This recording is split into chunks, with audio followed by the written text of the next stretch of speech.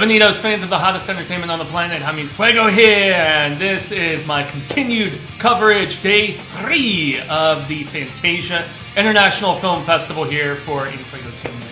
And yeah, y'all, extremely excited. This is one that I wasn't sure if it was going to end up on the Horror Show channel or here on my personal channel because of the fact that the trailer, while it had some sensibilities of comedy and everything, it also, I mean, we're talking like the UFO abduction angle, and I mean, even the title, Unidentified Murder, that really gets the gears going that this is going to be something of the scarific variety, right? And so just got done watching this. It made its premiere, and it's a one night only. So unfortunately, there's not another opportunity for attendees at the festival to check this one out for a second time. But yeah, Unidentified Murder. This is a film coming at us from Hong Kong. And actually earlier this year, it was nominated at the Hong Kong Film Awards for Best Director, Best Supporting Actor, and Best Screenplay. And so it's actually a tandem of co-directors, and I want to make sure that I get their names proper, so I'm just going to double check here real quick. So we have Kwok Ka Hai, and then we have Jack Lee Chum Kit. And so, yeah, there is a tandem of directors similar to the film that I did yesterday, which was entitled Dance Freak, which was a blast. But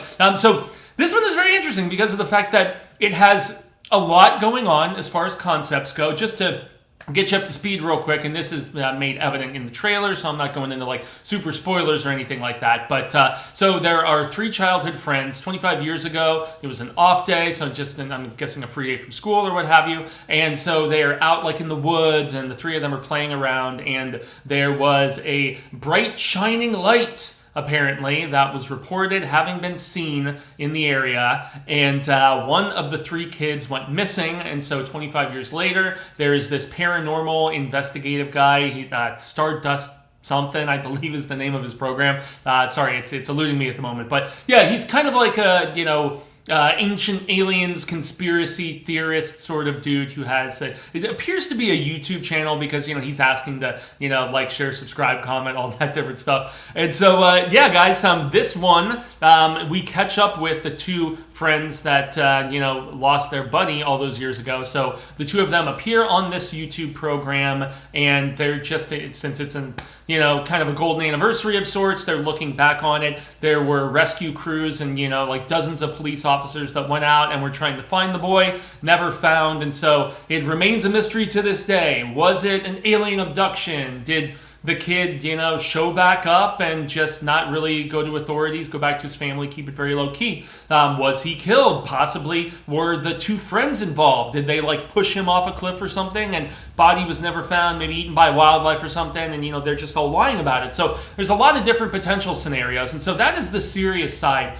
of the storytelling in a lot of ways, because in modern day, one of those 2 survivors, he's grown up, I believe his name is Mark, if I remember correctly, and so he is dating this girl who has a YouTube show called Prank My Boyfriend. And yeah, I know that's kind of a shtick, like a cliche. I know there's tons and tons of videos of that, thousands, millions, however goddamn many, all floating around the internet. And so she is formulating this plan where she wants to hire an actor that is going to pose as their friend who went missing. And so Mark, her boyfriend, and then I believe Chin was the name of the other friend. He's like the more like rough around the edges one. He's like smoking cigarettes at one point, and he doesn't dress like all, super styling and whatnot. He's wearing like, t-shirts and like hoodies and jackets and stuff with like English lettering on them and stuff. And so he's like more on the edgy side, whereas Mark's character is like, all prim and proper and, the responsible one of the 2 friends and everything. And so, yeah, man,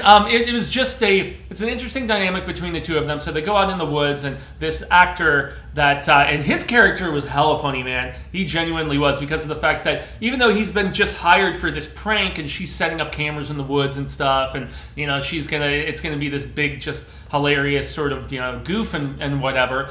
He's like trying to get all method with it, and he's asking her questions like, what is the backstory of this young boy who disappeared? And wow, he's been gone for 25 years. How could he have changed in all this time? So he's like getting really deep into the possibilities of how to portray the character. You can tell that he is a thespian, at least aspiring to be, of like the highest order. He takes his craft very seriously, even though he's been hired to act in a prank video and pose as somebody that he's not. So, that's an amusing scenario. But yeah, they go out into the woods, and everything initially happens, but then we do a little bit of time jumping. Once again, no spoilers or anything like that, and we realize that with all of the different setups and possibilities that I mentioned, everything from like UFOs to murder, hence the name Unidentified Murder and everything, there's a lot of other things in play that I don't want to spoil, because that is definitely one of the strongest suits of this film is the script, hence that nomination at the Hong Kong Film Awards for the screenplay, because it's very inventive and there are some interesting twists and turns, some that I saw coming and then some others where I was just like, oh yeah, that's cool, I didn't expect that. So, it does keep you, kind of guessing to a degree. Maybe one of the only like major faults that I can say is I feel like it tries to do too many things at times with the script. And, it's ambitious in that regard, but not all of the different subplots and, twists and stuff like that land. Because there's a lot of irons or whatever in the fire. I believe that's the term that I'm probably butchering. But yeah, there's just a lot of different things being juggled around.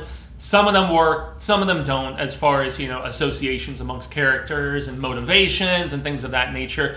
The synopsis does spoil a few of those. I would prefer not to do that, because I was just rating it on Letterboxd right now.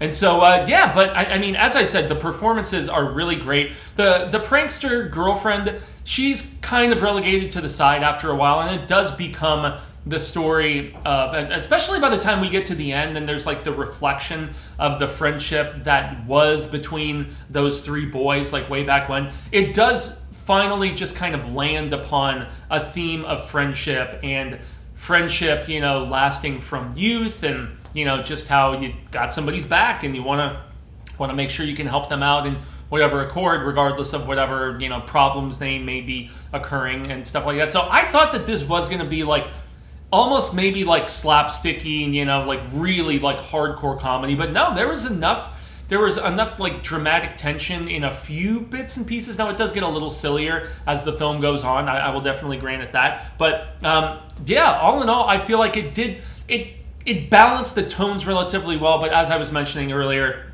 it's a lot of the subplots and some of those intricacies that maybe it overstuffed the turkey a little bit. She was like trying to do too many things that didn't always like land, so to speak. But I mean, I was definitely amused the most, I would probably say, by the UFO conspiracy YouTube host guy, and then the actor who was posing as the disappeared friend and everything. There's a little bit of a law enforcement presence a couple times in the film, and then there's also a news reporter who shows up a couple times. But really, for the most part, this is just a 5-character sort of thing. I mean, as I think about it, because you've got the 2 surviving friends, the girlfriend of one of them, and then the actor, and the times in a significantly supporting role, although it does build over the course of the film. The YouTube host, he's older than the rest of the characters, and so I mean, amusing hijinks and interactions and everything like that. That it is funny, and it is actually endearing and heartwarming to a degree as well, which I did really appreciate. So I mean, despite some imperfections in not so much like the narrative, but in just too many moving pieces at times that didn't always fit together. For the most part, it's definitely a recommend. I enjoyed this, and I always enjoy seeing how this sort of genre melding, because there's obviously a lot of different things in here. You've got some sci-fi elements, you've got some crime, procedural mystery elements, you've got, just a lot of different things going on. I mean, comedy, sci-fi, crime, drama, mystery, all of these things all kind of melding together, and for the most part it works, and that's why I would definitely say if the setup and kind of this sort of approach and this sort of like what happened to this kid, if that intrigues you, I mean, most definitely keep Unidentified Murder on your radar. It's probably going to be making the rounds, amongst the different festivals, at least for a little while. I'm trying to see just real quick. I wanted to double check. So this was the North American premiere at Fantasia. So I would imagine it's probably going to show up at some other genre film festivals. And especially if you dig the setup, y'all, it is definitely one to check out. And charming performances, especially from the 2 friends, and even more so for me, as I said, the real standouts were a couple of the supporting characters in the actor and in the YouTube host. So that is my thoughts, everybody, on day 3 Unidentified Murder, coming at us from Hong Kong, or coming at the Great White North in Montreal, Quebec, Canada, for the Fantasia International Film Festival. Wish I could be up there, but I'm covering it remotely here in the deadly desert of Arizona. So envioso for those who are up there, but I hope everybody is having a blast. The festival goes now, as of this recording, here on Saturday the 18th, I believe it is, through Sunday, August 2nd. So if you're in the area, if you're planning on making a pilgrimage or an odyssey, as has been the joke this weekend, yeah, if you have any inclination to go on a journey and check out Fantasia, I mean, it's revered as one of the biggest and just most high-profile and respected genre film festivals in the world for a reason. There are still dozens of other films that are playing both in person and that I will be checking out as a member of the virtual press. So stay tuned here on my YouTube channel, just like they say in the movie. Like, share, subscribe, comment if you've seen this movie. Was I maybe being a little nitpicky with how all of those subplots didn't necessarily all gel quite as well as they could? But, I'm just trying to, give some objectivity and some just unsugar-coated thoughts. I feel like so much on the internet now is either like it's the best thing since sliced bread or whatever, or it's like an absolute turd that's circling the drain. There's very little in between in this either just rage or adore sort of culture that we have right now. But yes, Unidentified Murder was enjoyable, and it had a sweet charm to it that I did enjoy, especially with its indie sensibilities and just the concept being nailed home by the end of it, of the importance of friendship, and especially honoring friendships that last for a large majority of our lives, especially ones that start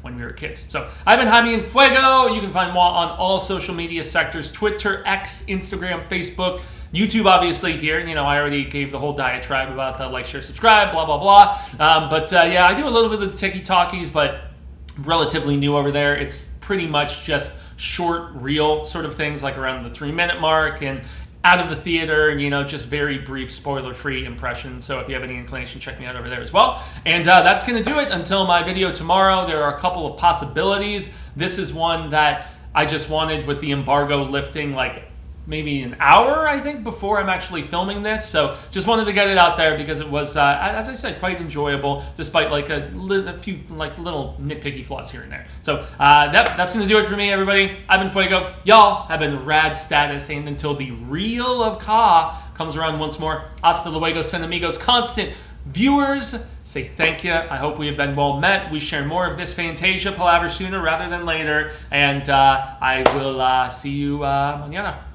Peace out.